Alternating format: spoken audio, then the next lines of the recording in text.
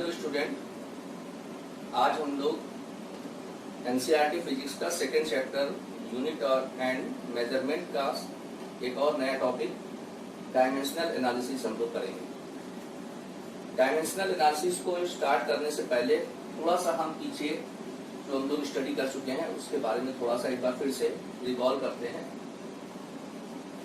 We have already studied the physical quantities. What are the physical quantity? You know, all directly or indirectly measurable quantities are known as physical quantities. We have classified these physical quantities into two parts. First is fundamental and the second is derived. You know that fundamental quantities are those quantities which are independent to each other. They are 7 in numbers. And derived quantities are those quantities which are made from fundamental quantities. कोई भी physical quantity होती है, इसके बारे में भी हमें पता है। Every physical quantity has two part. Suppose P is a physical quantity and it has two part. First is numerical value n. Numerical value n represent the magnitude of physical quantity and the second one is unit. Unit, what is unit? You know, unit is the standard value of a particular physical quantity in terms of which the physical quantity is measured. तो ये भी हमें already पता है कि किसी भी physical quantity के दो पार्ट होते हैं, पहला न्यूमेरिकल वैल्यू और दूसरा यूनिट। यूनिट को भी हमने फर्दर क्लासिफाइड किया था दो पार्ट में, फंडामेंटल एंड डेराइव्ड.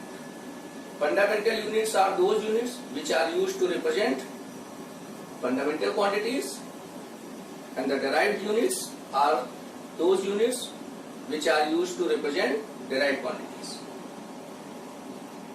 जो हमारी derived quantities होती हैं, इन derived quantities को represent करने के लिए जो हम fundamental quantities को use करते हैं, तो ये fundamental quantities जो हमारी होती हैं इनको हम बोलते हैं 7 डायमेंशंस ऑफ वर्ड. क्योंकि वर्ड की जितनी भी डेराइव्ड क्वांटिटीज हैं, जितनी भी क्वांटिटीज हम लोग फंडामेंटल क्वांटिटी के अलावा स्टडी करते हैं फिजिक्स में, एक्सेप्ट सप्लीमेंट्री क्वांटिटीज, वो सब हमारी क्या होती हैं? डेराइव्ड क्वांटिटीज होती हैं. इसीलिए इन्हीं 7 फंडामेंटल क्वांटिटीज को कहा गया है 7 डायमेंशंस ऑफ द वर्ड. तो 7 डायमेंशंस ऑफ द वर्ड क्या है हमारी? All the derived physical quantities can be expressed in terms of some combination of the 7 fundamental quantities. These quantities are called 7 dimensions of the world. और ये जो 7 dimensions of the world है हमारी 7 fundamental quantities, इनको represent करते हैं, इनके symbol को हम ब्रैकेट में लिख करते हैं. किस तरीके से? तो ये जो 7 क्वांटिटीज हैं, means 7 dimensions of the world, इनके नेम है आपके. फर्स्ट हो गई मास, इसको रिप्रेजेंट कैसे करेंगे? ब्रैकेट में लिखेंगे m. Second length,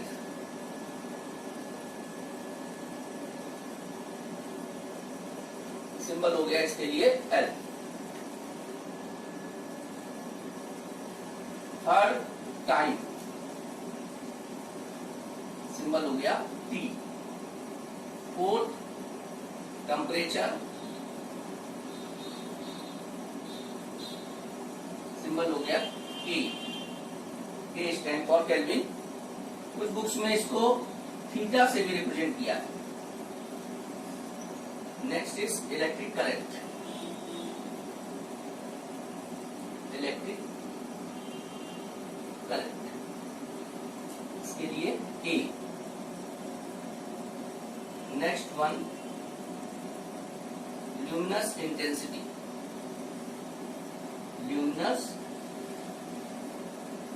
intensity, CD. And last one is amount of substance, mole.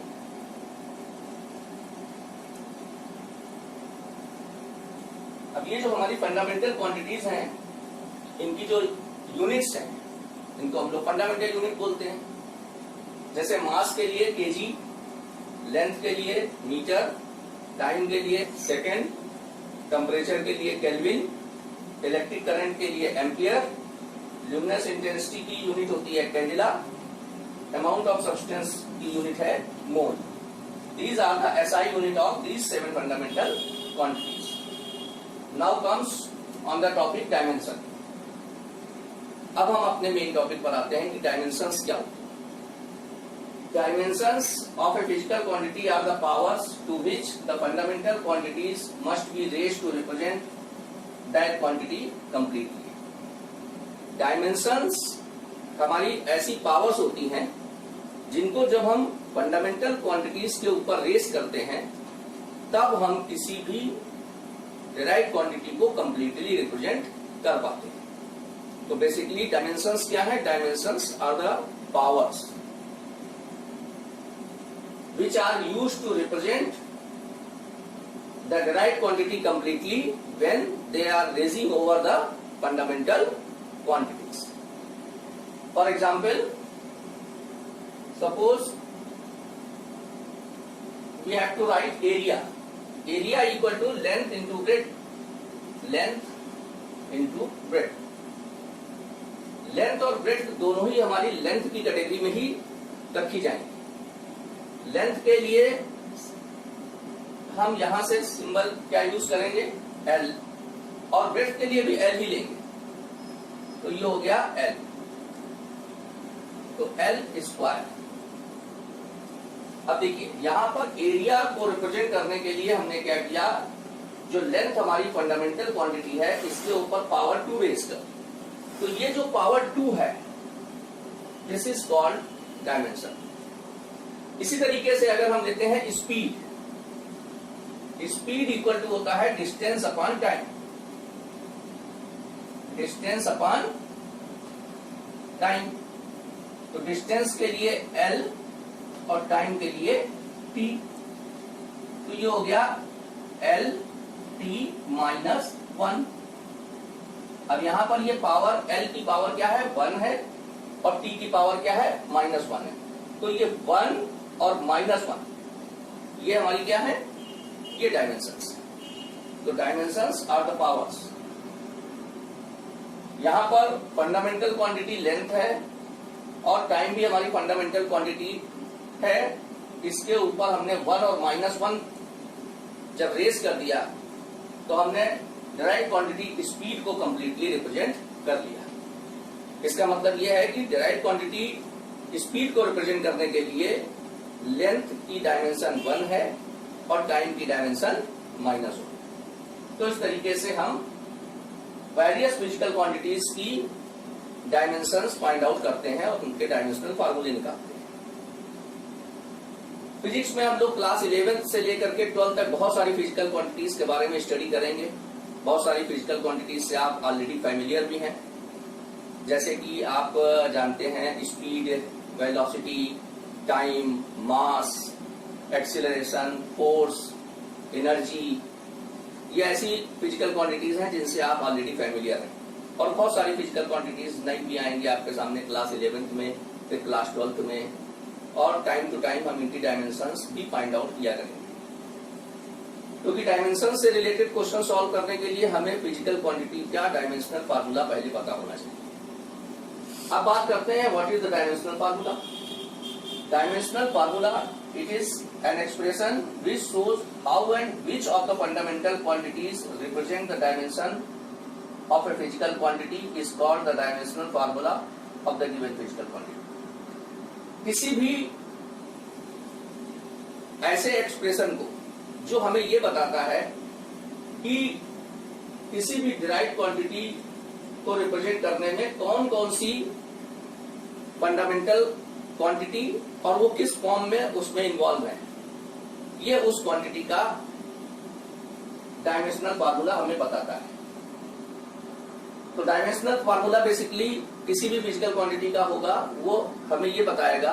Basically जब हम बात करते हैं डायमेंशनल फार्मूला की तो मेन बात आती है डिराइव्ड क्वांटिटी की। तो डिराइव्ड क्वांटिटी का जो डायमेंशनल फार्मूला होगा वो हमें ये बताएगा कि उस डिराइव्ड क्वांटिटी में जो फंडामेंटल क्वांटिटीज प्रेजेंट हैं उनकी डायमेंशंस क्या हैं और वो फिजिकल क्वांटिटीज कौन कौन सी हैं।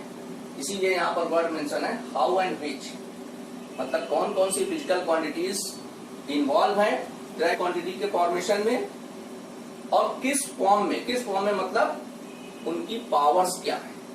जैसे हमने अगर यहाँ पर देखें स्पीड का डायमेंशनल फार्मूला लिखा है LT-1, तो LT-1 जो है ये फार्मूला स्पीड का सिंबल V है और ये फार्मूला हमने लिखा था LT-1। तो LT-1 में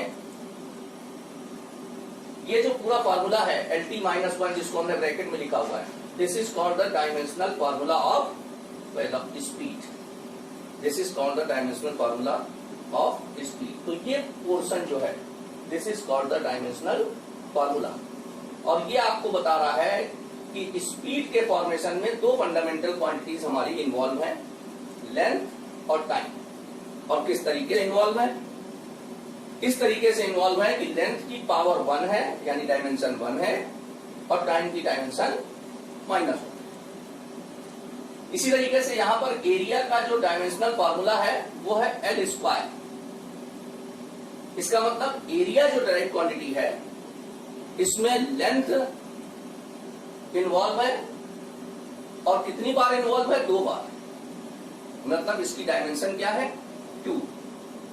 तो इस तरीके से हम वेरियस फिजिकल क्वांटिटी की डायमेंशन फार्मूले निकालते हैं। फिर बात करते हैं डायमेंशनल इक्वेशन की। What is dimensional equation? The equation obtained by equating a physical quantity with its dimensional formula is called the dimensional equation of the given physical quantity। जब हम किसी भी फिजिकल क्वांटिटी को उसके डायमेंशनल फार्मूले से equate कर देते हैं तो जो इक्वेशन हमारी बनती है उस इक्वेशन को बोलते हैं डायमेंशनल इक्वेशन। जैसे यहां पर हमने स्पीड का सिंबल लिखा V और स्पीड को हमने इक्वेट कर दिया उसके डायमेंशनल फार्मूले से LT-1। तो V equal to LT-1, this is the dimensional equation of speed। इसी तरीके से जैसे अभी हम लोग स्टडी करते हैं तो फोर्स का डायमेंशनल फार्मूला लिख रहे हैं MLT-2। तो यहाँ पर फोर्स हमारी फिजिकल क्वांटिटी है, इसको हमने इसके डायमेंशनल फार्मूले से इक्वेट कर दिया, तो this equation is called dimensional equation. तो अब हम लोग क्या करते हैं कि कुछ फिजिकल क्वांटिटी के डायमेंशनल फार्मूले निकालना सीखते हैं कि कैसे निकालते हैं।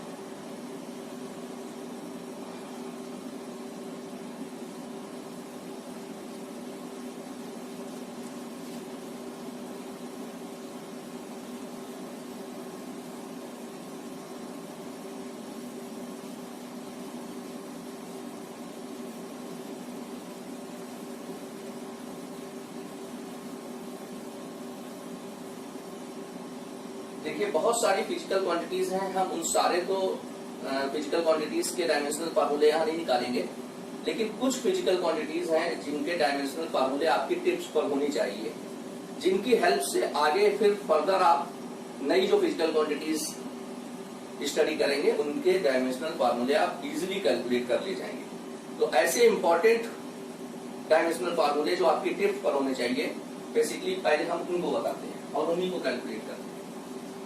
First is area. Area equal to length into breadth. तो लेंथ के लिए L हो गया सिंबल, ब्रेड्थ भी हमारी लेंथ की कैटेगरी में काउंट की जाएगी। लेंथ किसी भी टाइप की हो, सभी के लिए डायमेंशनल फार्मूला आपका L ही होगा। जैसे रेडियस है, डिस्प्लेसमेंट है, एम्पलीट्यूड है, इन सभी के लिए हम क्या सिंबल यूज करेंगे? L। तो ये हो गया L²। फिर है next volume. Volume equal to length into breadth into height. तो लेंथ के लिए L हो गया, ब्रेड्थ के लिए भी L हो गया और हाइट के लिए भी L हो गया। तो ये हो गया L3। Third speed. Speed equal to distance upon time. Again distance के लिए L और टाइम के लिए T। टी को आप न्यूमरेटर में ले जाइए तो पावर -1 हो जाएगी, तो L T -1। Next velocity, velocity equal to displacement upon time, displacement upon time interval और टाइम। डिस्प्लेसमेंट के लिए भी सिंबल एल और टाइम के लिए टी, तो इसका भी डायमेंशनल फार्मूला हो जाएगा एल टी -1। नेक्स्ट है हमारा acceleration.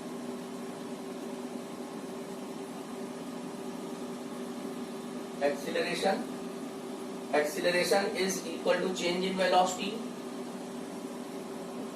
Change in velocity upon time interval.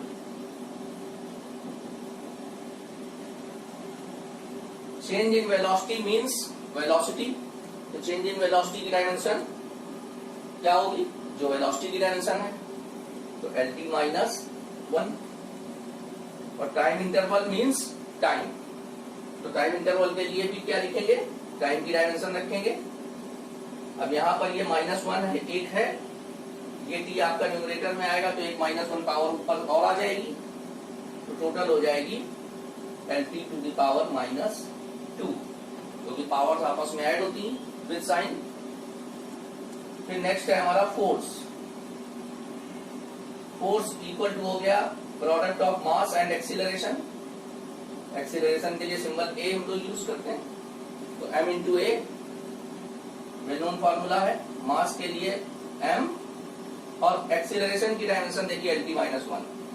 अब ये फिर से रिपीट होने लगेंगी डायमेंशंस और यूज होने लगेंगी, तो ये हो गया ml t -2, ये फोर्स की डायमेंशन हो गई।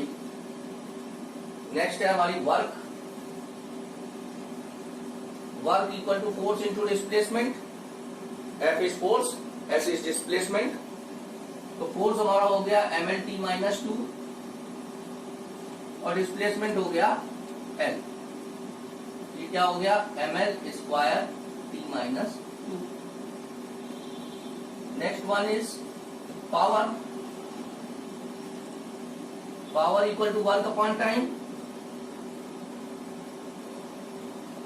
वर्क की हो गई ml स्क्वायर t -2 और टाइम के लिए t, एक t ऊपर और जाएगा तो ये हो जाएगा -2 और एक -1 नीचे से आएगा, तो -2 और -1 -3, तो ml स्क्वायर t -3, ये पावर की डायमेंशन हो गई। इसी तरीके से आप और निकाल सकते हैं। नंबर 9 यहाँ पर ले लेते हैं pressure. Pressure equal to force upon area, तो प्रेशर हो गया यहाँ से फोर्स अपॉन एरिया। फोर्स की हो गई ml स्क्वायर t -2 और एरिया ml t -2 और area ml square, area l square sorry, तो फोर्स की हो गई ml t -2 area l square. अब ये पावर आप ऊपर ले जाएंगे l की, तो यहाँ पर हो जाएगा, यहाँ l है पावर 1 और ये ऊपर जाएगा -2, तो 1 -2 -1 ml -1 t -2। इस तरीके से ये कुछ ऐसी इंपॉर्टेंट डायमेंशनल फार्मूले हैं जिनकी हेल्प से आगे जब हम और भी फिजिकल क्वांटिटीज स्टडी करते हैं तो उनके डायमेंशनल फार्मूले हम इजीली निकाल लेते हैं। तो ये कम से कम 8-10 डायमेंशंस हैं, ये आपकी टिप्स पर होनी चाहिए। अब अगर हम किसी भी फिजिकल क्वांटिटी का डायमेंशनल फार्मूला निकाल लेते हैं तो हम उसकी MKS यूनिट भी रिप्रेजेंट कर ले जाते हैं, या SI यूनिट को हम लोग रिप्रेजेंट कर सकते हैं। जैसे यहाँ पर देखिए एरिया है, एरिया का डायमेंशनल फार्मूला आया L स्क्वायर। लेंथ की SI यूनिट क्या होती है, मीटर, तो यहां से इसकी यूनिट क्या दिखाई दे रही है, मीटर स्क्वायर। यहां पर मीटर क्यूब। अगर हम यहाँ फोर्स के लिए बात करें तो मास के लिए केजी SI यूनिट यूज करेंगे, लेंथ के लिए मीटर और टाइम के लिए सेकेंड। तो ये हमारी यूनिट क्या आएगी, KG metre second to the power -2। यहां पर क्या आएगी पावर के लिए KG metre to the power 2 time to the power -3। यहां पर क्या आएगी KG metre square second to the power -2। अब जब ये हमारी MKS यूनिट बड़ी हो जाती है तो इनको हम कुछ नया नाम दे देते हैं। जैसे हम लोगों को पता है कि फोर्स की यूनिट अगर हम यहां से लिखेंगे तो ये होगी केजी मीटर सेकेंड -2, लेकिन हम इसको न्यूटन भी बोलते हैं। तो SI सिस्टम में इस तरीके से जो MKS यूनिट बड़ी होने लगती हैं उनको फिर हम कोई नया नाम असाइन कर देते हैं। जैसे यहां पर फोर्स के लिए न्यूटन असाइन किया गया है। तो इस तरीके से ये हम फिजिकल क्वांटिटीज के डायमेंशनल फार्मूले कैसे निकालते हैं इसका मेथड हम लोगों ने स्टडी किया। अब आपकी एनसीईआरटी बुक में एक टेबल दी हुई है जिसमें बहुत सारी फिजिकल क्वांटिटीज के नाम हैं, उनके डायमेंशनल फार्मूले दिए हुए हैं, उन फिजिकल क्वांटिटीज के बेसिक फार्मूले क्या है ये भी उसमें मेंशन है। तो जब हम किसी भी फिजिकल क्वांटिटी का डायमेंशनल फार्मूला निकालना चाहते हैं तो सबसे पहले हमारे लिए इंपॉर्टेंट है कि उस फिजिकल क्वांटिटी का बेसिक फार्मूला क्या है, ये हमें पता होना चाहिए। तो हम वेरियस फिजिकल क्वांटिटीज जो है हमारी उनके डायमेंशनल फार्मूले मतलब ये इनको हम लर्न नहीं कर पाएंगे, लेकिन हम अगर ये फार्मूले हमें लर्न है जैसे ये तो हम इनकी हेल्प से हम फिजिकल क्वांटिटीज के डायमेंशनल फार्मूले कैलकुलेट कर सकते हैं इसी मेथड से। अब यहां पर एक चीज और मेंशन है, principle of homogeneity. What is the principle of homogeneity? ये भी एक इंपॉर्टेंट प्रिंसिपल है डायमेंशनल एनालिसिस में। According to this principle a physical equation will be dimensionally correct if the dimensions of all the term occurring on both sides of the equation are the same. Principle of homogeneity ये कहता है कि कोई भी physical equation dimensionally correct तब होती है जब उसके लेफ्ट हैंड साइड में जो भी फिजिकल क्वांटिटीज हैं, मतलब जो भी टर्म इन्वॉल्व हैं, उनकी डायमेंशंस, राइट हैंड साइड में जो भी टर्म इन्वॉल्व है मींस जो भी फिजिकल क्वांटिटीज इन्वॉल्व हैं उनकी डायमेंशंस के इक्वल होनी चाहिए। अगर लेफ्ट हैंड साइड में फिजिकल क्वांटिटीज की डायमेंशन राइट हैंड साइड में फिजिकल क्वांटिटीज की डायमेंशंस के इक्वल आती है तो वो फिजिकल इक्वेशन हमारी करेक्ट होती है, और अगर ये डायमेंशंस इक्वल नहीं आ रही हैं तो वो इक्वेशंस हमारी करेक्ट नहीं होती है। ये हमारा प्रिंसिपल ऑफ होमोजेनिटी हमें एक्सप्लेन करता है।